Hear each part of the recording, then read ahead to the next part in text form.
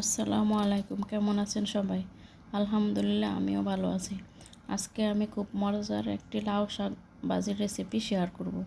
যারা শাক পছন্দ করেন আশা করি তাদের অনেক ভালো লাগবে। প্রথমে আমি এক আঁটি শাক ভালো করে বেছে নিয়ে ধুয়ে নেব। ধুয়ে নেওয়ার পর একটি কড়াইতে দিয়ে 1 টেবিল চামচ লবণ আর 1 টেবিল চামচ হলুদের ফাঁকি দিয়ে দেব। দেওয়ার পর দেশি ছোটো আলু কেটে দিয়ে দেব। দিয়ে একটি ঢাকনা দিয়ে ঢেকে ভালো করে সিদ্ধ করে নেব। লাউ শাকগুলো আমি ধোয়ার পর একটা ছাঁকনিতে ভালো করে ছেঁকে নিয়েছি যাতে পানি কম ওঠে। আমার লাউ শাক সিদ্ধ হয়ে গেছে। এবার শাকটাকে পেঁয়াজ রসুনের মধ্যে দিয়ে ভাজতে হবে।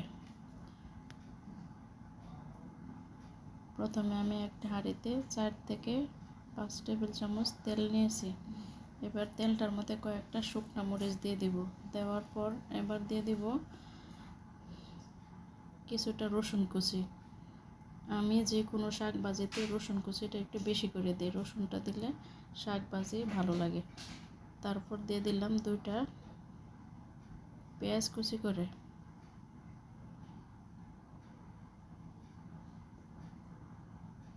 এবার দিয়ে দিলাম কয়েকটা কাঁচামরিচ ফালি করে।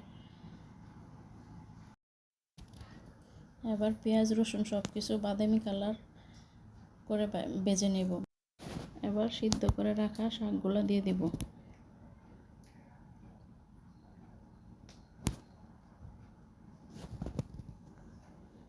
শাকগুলা দিয়ে ভালো করে ভাজা ভাজা করে শাকটা রান্না করে নেব।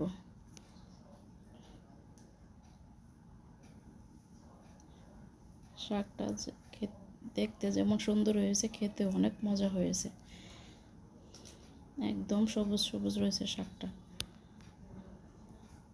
হয়ে গেছে আমার লাউ শাক ভাজি। সবাই